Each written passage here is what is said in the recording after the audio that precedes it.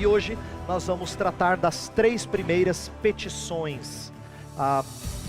Santificado seja o teu nome, venha o teu reino, seja feita a tua vontade, da oração do Pai Nosso. E eu quero falar algumas coisas das 3 petições que eu disse já no domingo anterior e vamos assim entrar na primeira nesse momento. Eu disse no domingo passado que 3 petições, as 3 primeiras tratam da glória de Deus, que é a finalidade última da oração. Oração, em último caso, não é para atender às nossas necessidades, mas é para trazer glória a Deus, porque suprir as nossas necessidades traz glória a Deus. No entanto, atente para aquilo que eu acabei de dizer. A glória de Deus não está à parte de cuidar de nós. Cuidar de nós é a sua glória.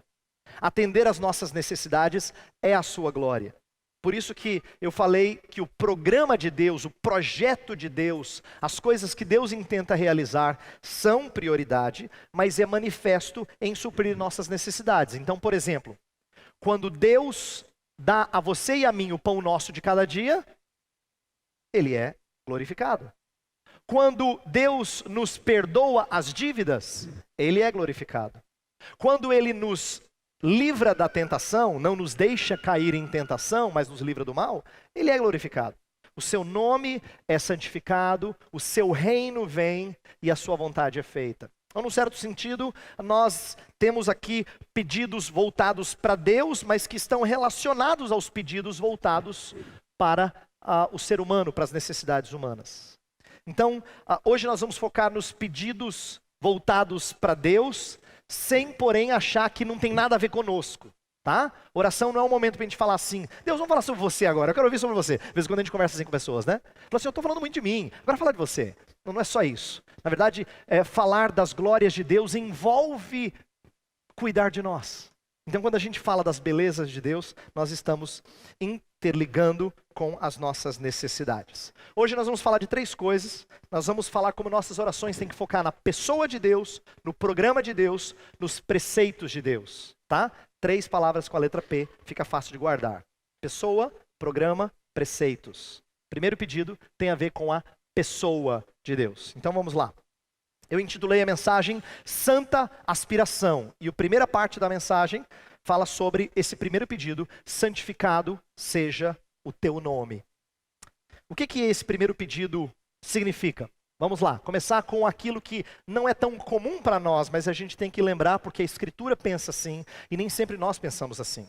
Para nós, nome não passa de algo bonito que nós escolhemos, talvez que esteja relacionado com algum parente, em algumas famílias, ou se não um nome que a gente gosta, acha bonito, ou porque é comum ou porque é alternativo.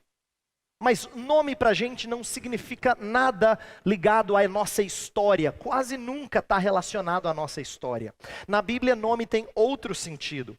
Principalmente no Antigo Testamento, os nomes eram dados às pessoas como sinônimo das características de uma pessoa. Então, alguém recebia esse nome. Por exemplo, Abraão recebeu o nome Abraão porque seria pai de numerosas nações. Então, Deus muda o seu nome de Abrão para Abraão. Isaías, quando tem filhos, os seus nomes são dados porque significam alguma coisa na relação de Deus com o povo. E a mesma coisa com Jesus. Por que ele foi chamado de Jesus? O anjo fala, porque ele salvará o seu povo dos pecados deles. Então, os nomes no Antigo Testamento, mas na história bíblica como um todo, tinham a ver com as características de alguém, com os atributos de alguém. E nome de Deus tem a ver com os atributos de Deus. Tem a ver com as qualidades de Deus, com a pessoa de Deus. Quando a Bíblia fala de santificar o nome, não é uma coisa separada de Deus. Não é uma coisa que, tomar o nome de Deus em vão é um conceito aqui nem sempre nós entendemos. Nós achamos que tomar o nome de Deus em vão seja usar a palavra Deus. Mas a questão aqui não é a palavra, assim como eu não posso dizer, não use Éber em vão. Éber não significa nada da minha história. Foi o nome que eu recebi. Assim como vocês receberam o nome, mas santificar o nome de Deus é diferente. Diz respeito a honrar o nome da pessoa, a reputação da pessoa. Então o nome é a honra de uma pessoa. Santificar o nome de Deus tem a ver com preocupar-se com a honra de Deus. E eu quero dizer por que você e eu temos que fazer isso. Porque a primeira pessoa que nos dá exemplo disso é o próprio Deus. Deus honra o seu nome. Tanto é que o terceiro mandamento é: não tomarás o nome do Senhor teu Deus em vão. Você não pode tomar o nome de Deus em vão, por quê? Não é porque Deus gosta do nome dele, como alguns de nós gostamos do nosso nome. Não, é porque a honra de Deus, a pessoa de Deus, o caráter de Deus, essas coisas todas estão em jogo quando o nome de Deus é usado. Deus valoriza o seu nome mais do que tudo. Como o pastor John Piper frequentemente fala, Deus tem paixão por sua própria glória. Ele zela pelo seu nome. Ele nos criou para a sua glória, a Bíblia fala. Ele escolheu salvar pessoas para o louvor da sua glória. Ele realizou atos redentores na história por causa do seu nome, para que o seu nome tivesse glória, fosse notório entre as nações. Jesus Cristo veio para manifestar a glória do Pai. Ele veio em nome do Pai. E nós temos que seguir na mesma linha do nosso Deus e Pai e do Senhor Jesus Cristo, santificando o seu nome. Agora, eu preciso prosseguir aqui na explicação, levando você a pensar sobre uma coisa. Quem é que deve santificar o nome de Deus?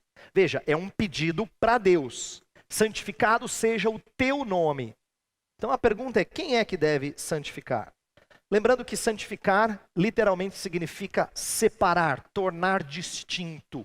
Quando elementos eram santificados para serem usados no templo, significa que eles eram separados do uso comum. Então, se de repente um utensílio era usado para acender o fogo no tabernáculo, esse utensílio não podia ser usado para churrasco. Ele era separado e tornado de uso exclusivo do tabernáculo. Essa é a ideia de santificar, é de tornar exclusivo, distinto, separado. Quem é então que torna o nome de Deus distinto? Então atenção, porque eu acho que tem uma lição importante aqui. Não é somente um pedido para que Deus torne o seu nome distinto. Eu não creio que Jesus está nos ensinando a dizer assim: Deus, valorize o seu nome, hein? É verdade que Deus torna o seu nome notório entre as nações, principalmente através dos seus atos redentores. Por exemplo, o livro dos Salmos fala assim, que Deus se fez conhecido quando ele abriu o mar, e quando as 10 pragas foram trazidas para o Egito, e o seu nome foi exaltado, e coisas desse tipo estão repletas no livro de Salmos e no restante do Antigo Testamento, mostrando que Deus se preocupa com o seu nome ser tornado conhecido e temido. As pessoas ouviam falar do que Deus fazia sem meios, essa é a ideia de imediatamente, que eu coloquei no slide, sem meios, isto é, Deus fazia alguma coisa grandiosa, como por exemplo, abrir o mar. E as pessoas eram espantadas, Deus fazia com que trombetas destruíssem muralhas. Deus fazia essas coisas de maneira extraordinária e o seu nome era temido. Mas eu creio que Jesus não está ensinando a gente simplesmente a dizer: ó Deus, faz coisas grandiosas, hein, para que o seu nome seja temido. Eu creio que existe algo mais ligado a nós aqui.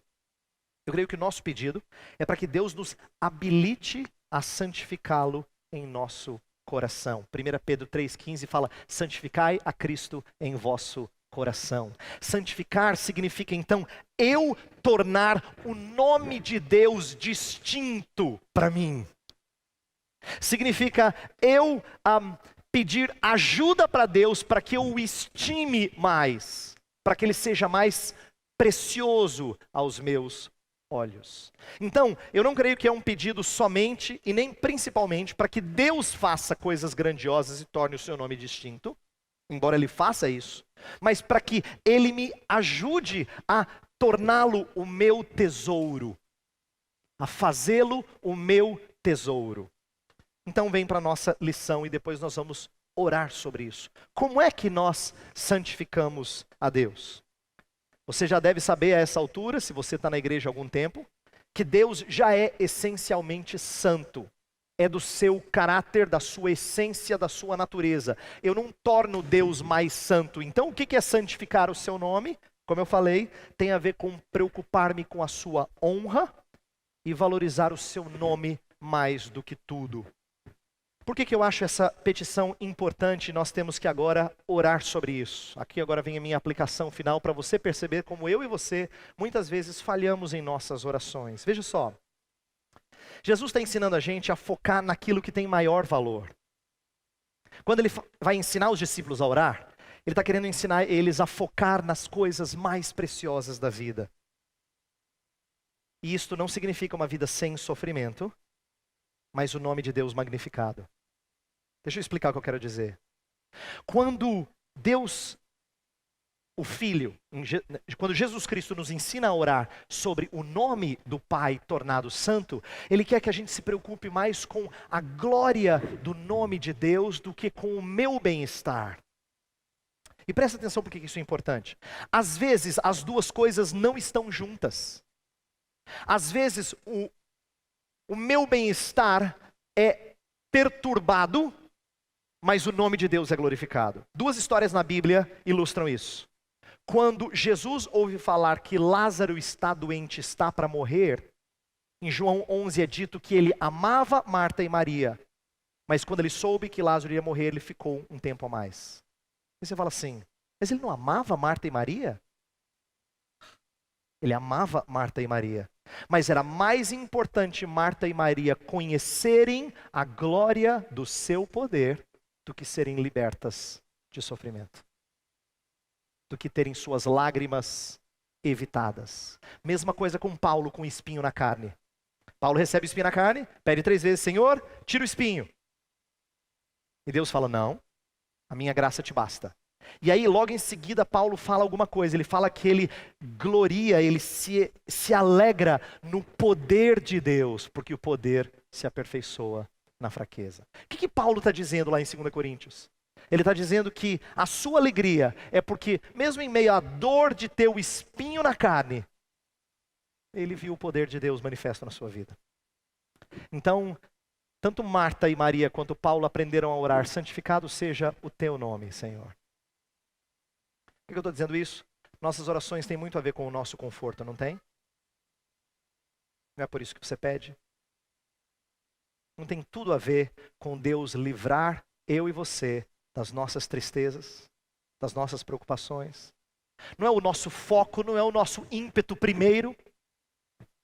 E Jesus ensina a gente que o ímpeto primeiro da oração não deveria ser esse. Deveria ser o nome de Deus honrado. Eu gostaria que a gente orasse sobre isso. Que nós tivéssemos santa aspiração quando nós orássemos. Isto é, que nós nos preocupássemos com o nome de Deus acima de todas as coisas. Ainda que isso envolvesse o meu desconforto, a minha tristeza, algumas dores. Nós vamos orar nesse momento, eu vou pedir para você ficar com olhos fechados. Eu vou pedir presbítero Anderson, depois a Dolly, que nos elevem a Deus em orações de adoração do nome de Deus. É o nome de Deus que tem que ser exaltado acima de tudo quando a gente ora. E eu queria que você e eu aprendêssemos a orar assim.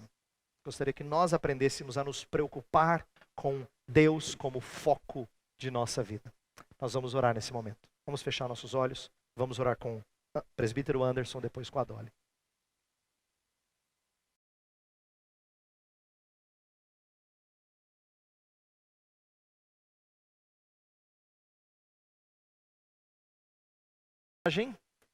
Sobre o segundo pedido, venha o teu reino.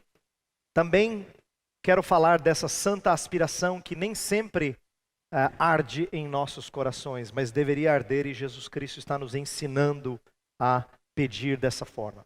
Então vamos lá, vamos entender um pouquinho do que significa orar, venha o teu reino. Primeira coisa que eu preciso dizer a vocês é que Jesus Cristo já é rei. Nosso Deus e Pai já é rei. Por que é importante eu explicar isso? Porque quando a gente fala venha o teu reino, algumas pessoas às vezes têm a impressão de que, Jesus veio na cruz, morreu, mas você vai ver quando ele voltar, e ele vai reinar. Não, o Novo Testamento diz que o seu reino já foi inaugurado. Não é verdade que ele vai reinar, ele já reina.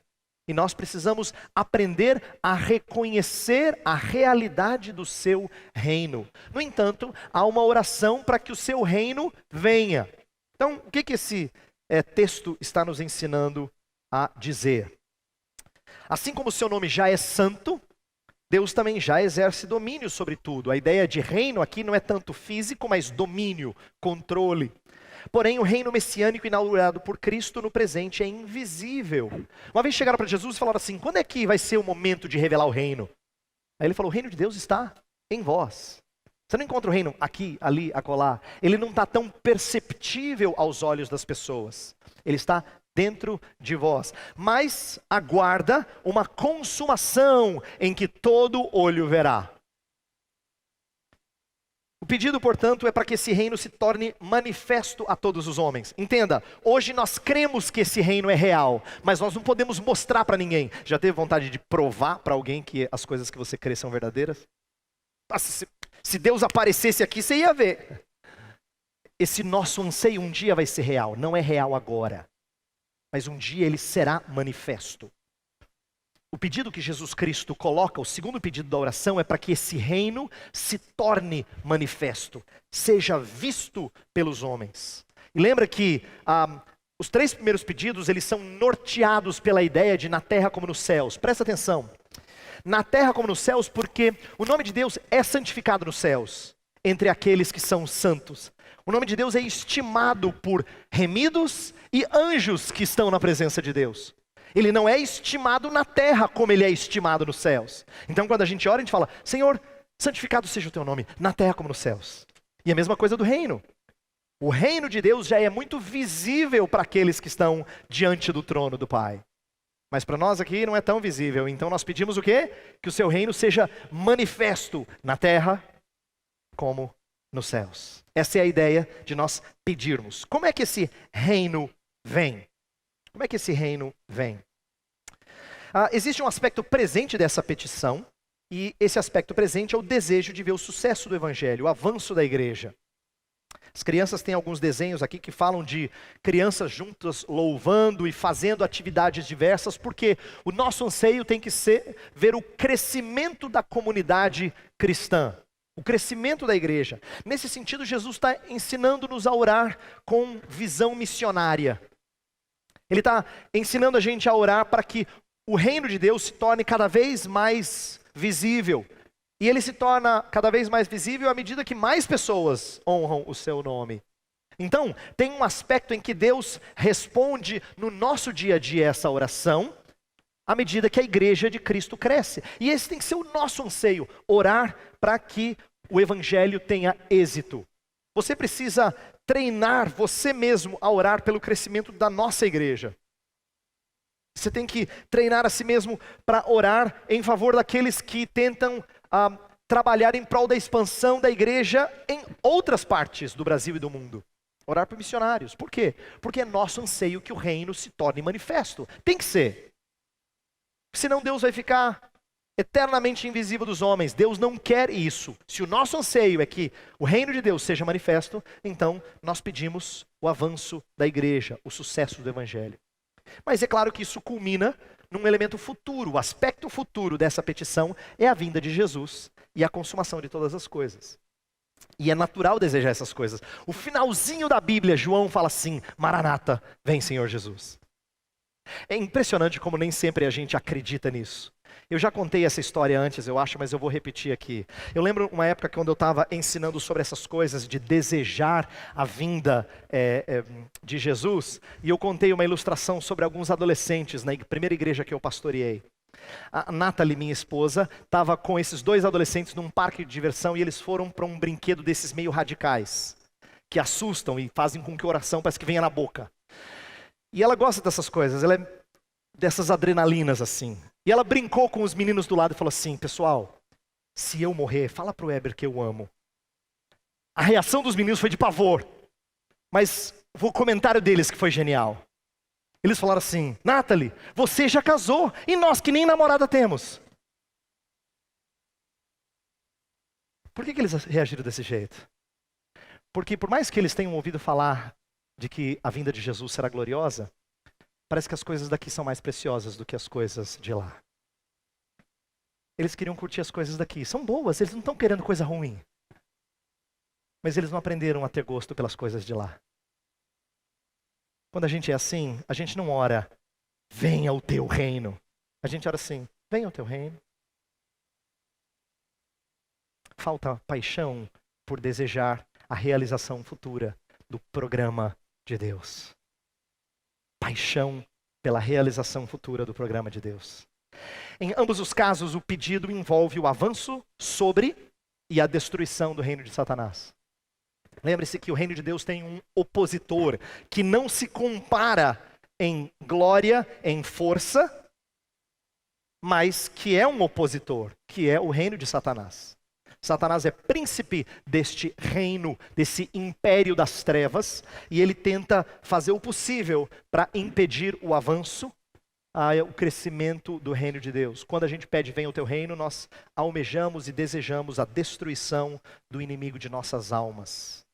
Agora, última coisa que eu quero falar sobre o reino, e aí nós vamos orar sobre a vinda do reino. Presta atenção, venha o teu reino. O que isso quer dizer?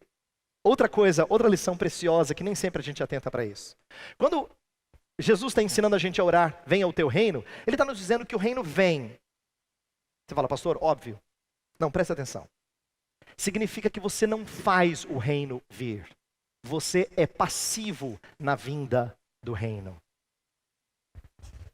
Pedir para que o reino venha implica em passividade de nossa parte. Não ajudamos a construir o reino. Essa tarefa é exclusividade dele. Por que eu quero que você aprenda isso? Porque às vezes a gente tem a impressão de que Deus nos colocou como soldados do seu reino e nós vamos fazer e acontecer. E se nós arregaçarmos as mangas, o reino vai crescer. Não depende de você arregaçar as mangas. Por isso que você está pedindo para que Deus faça o seu reino vir. Olha que curioso, eu aprendi isso alguns anos atrás, lendo uma boa obra que falava que todos os verbos relacionados a reino na Bíblia sempre implicam em passividade. A gente herda o reino, a gente entra no reino, o reino vem, a gente nunca faz o reino vir. A gente nunca constrói o reino. A gente nunca ajuda o reino a expandir, no sentido literal da palavra. Eu quero que você entenda isso. Por quê? Porque Deus não precisa de você para que o reino cresça. Ele te dá o privilégio de ver o reino crescer. Mas ele não precisa de você para que o reino cresça. Não precisa. Você não é indispensável a ele. O reino vem com você ou sem você. O reino vem. Agora, eu não estou dizendo isso para achar que então a gente cruza os braços, não é isso. É para você entender que não há nada que você possa fazer que Deus diz, agora é contigo, hein? Já fiz a minha parte. O reino é coisa do rei, é projeto do rei, é programa do rei, é plano do rei. E o rei vai fazer acontecer. Ele te dá a glória de ser súdito dele.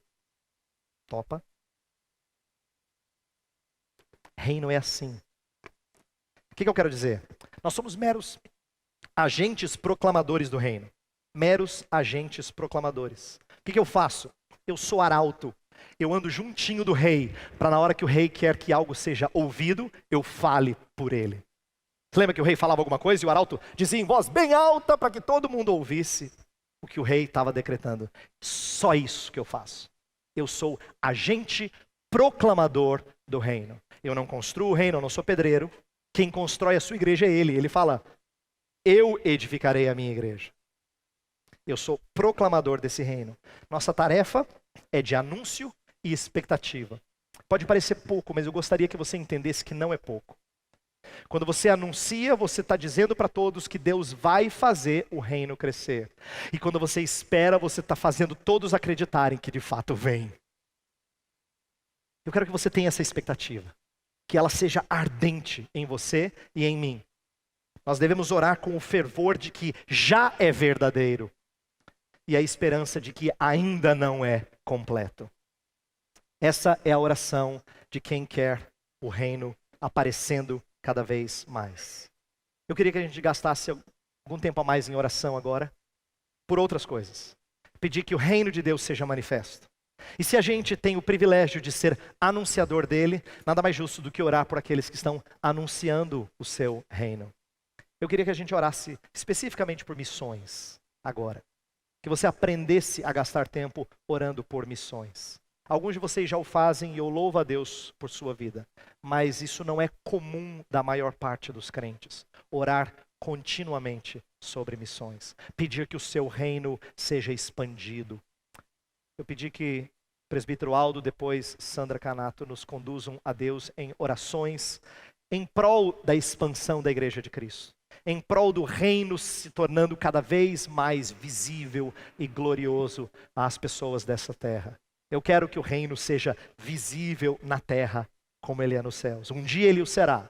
Nós temos que desejar isso e pedir que aconteça. Eu quero que você ore com o presbítero Aldo e com a Sandra, pedindo a vinda desse reino. Feche os seus olhos, nós vamos orar.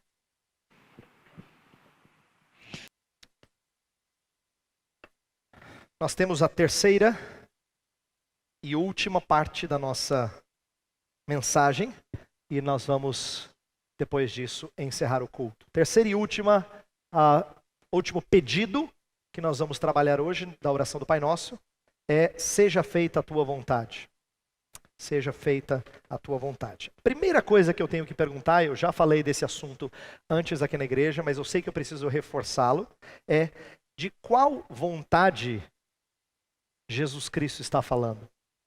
E eu sempre me surpreendo quando eu leio alguns autores, até alguns autores que eu respeito, quando eles dizem assim: olha, aqui nós temos que orar para que os planos de Deus sejam cumpridos, os seus decretos poderosos sejam cumpridos. É muito bonito isso, mas eu não creio que isso combina com o contexto. O texto fala assim: seja feita a tua vontade assim na terra como nos céus. Os decretos de Deus são cumpridos tanto na terra quanto nos céus plenamente o tempo todo. Você não pede para que os planos, os decretos, os soberanos propósitos de Deus sejam cumpridos na terra como nos céus, porque já são. Qual vontade não é cumprida na terra como ela é nos céus? Então é aqui que eu quero lembrar você de uma distinção importante que teólogos estudiosos da Bíblia do passado nos ensinaram. Não se trata da vontade decretiva, isto é, quando Deus quer fazer alguma coisa na sua vida, Ele realiza por causa da sua soberania, do seu poder. Porque essa sempre é feita plenamente na terra e no céu.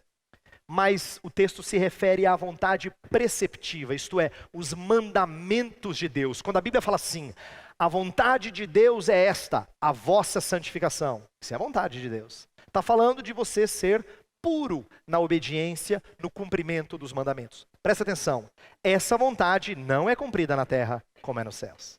É dessa que Jesus nos ensina a pedir que ela seja cumprida na terra como ela é nos céus. Ele está novamente nos ensinando a pedir que nós foquemos num cumprimento pleno. Não tem a ver com Deus realizar os seus planos, tem a ver com Deus realizar em e através de nós a sua vontade. Isso que é importante nós entendermos. Agora, por que eu acho que essa lição é importante?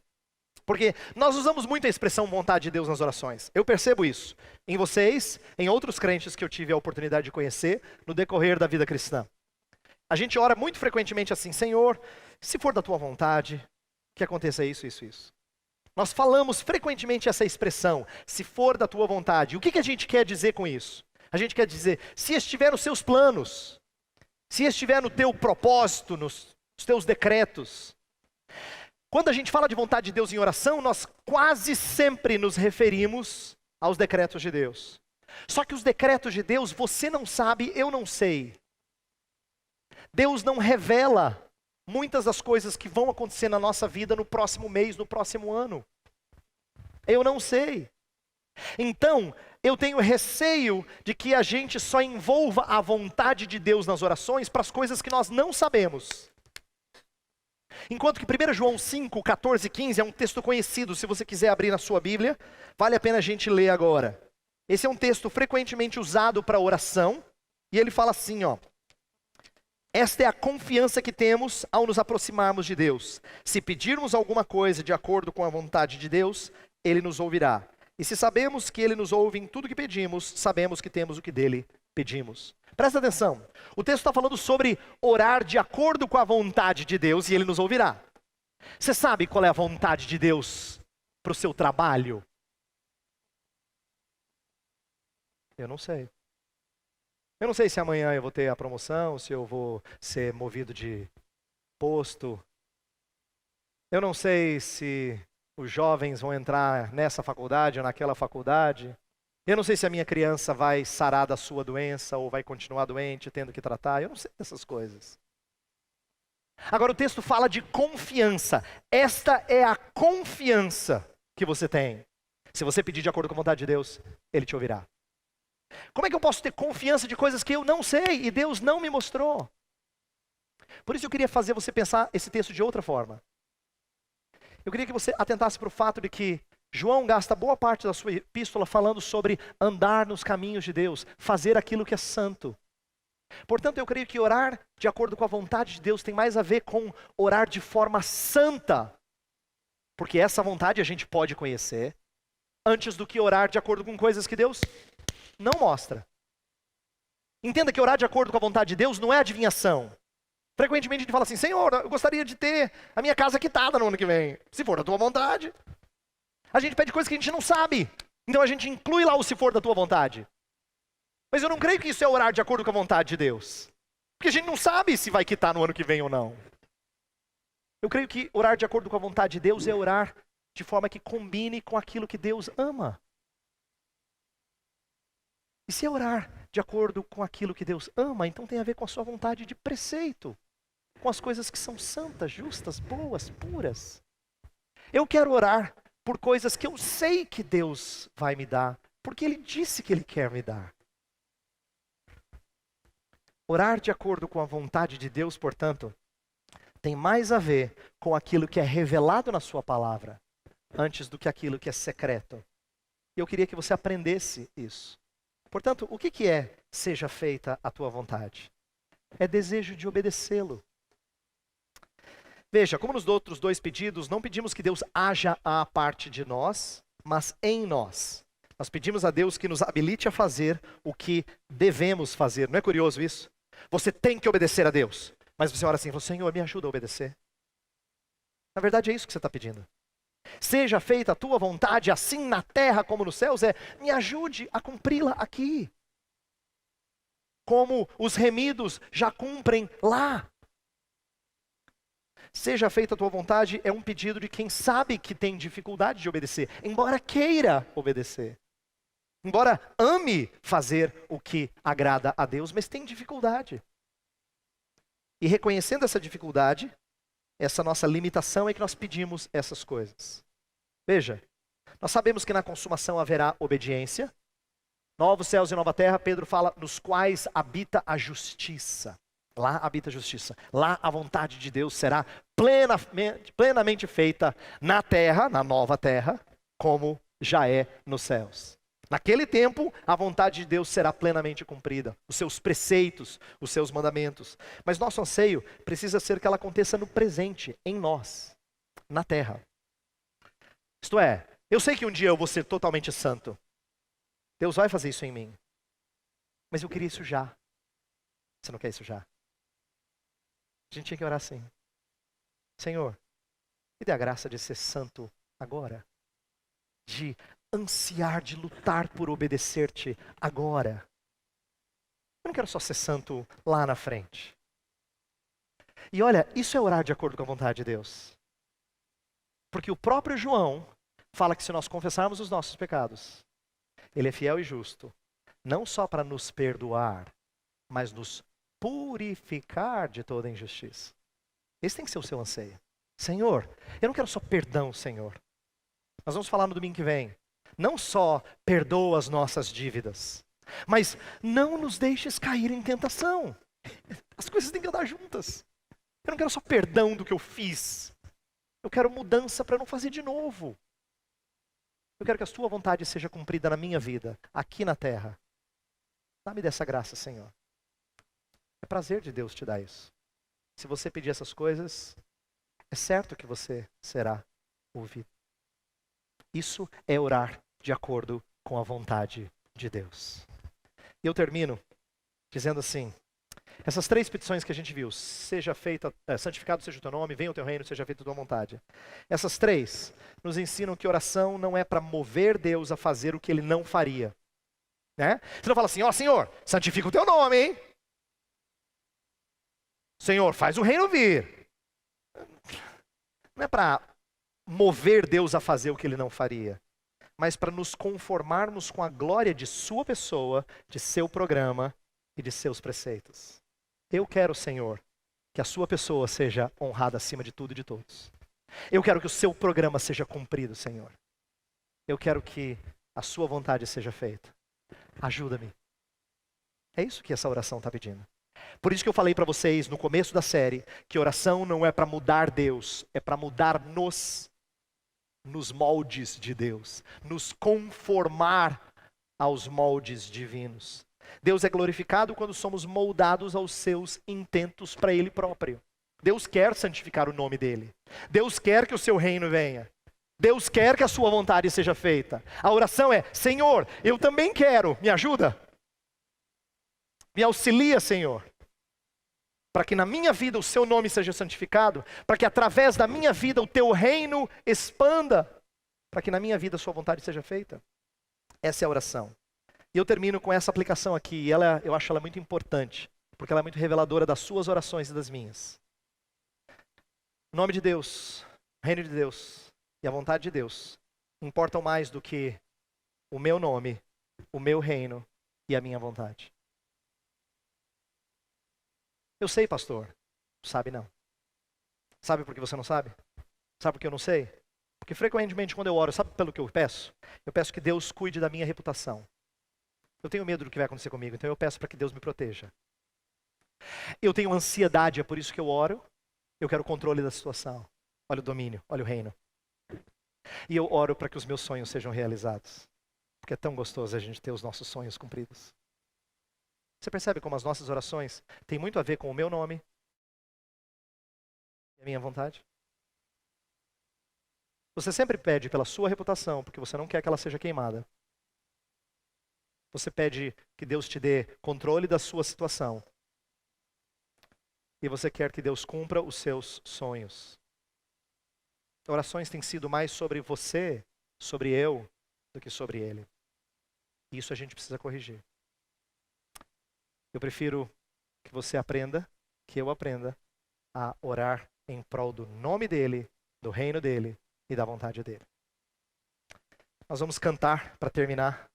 No final vamos orar para que Deus nos ajude nesse propósito. Esse hino fala de uma vontade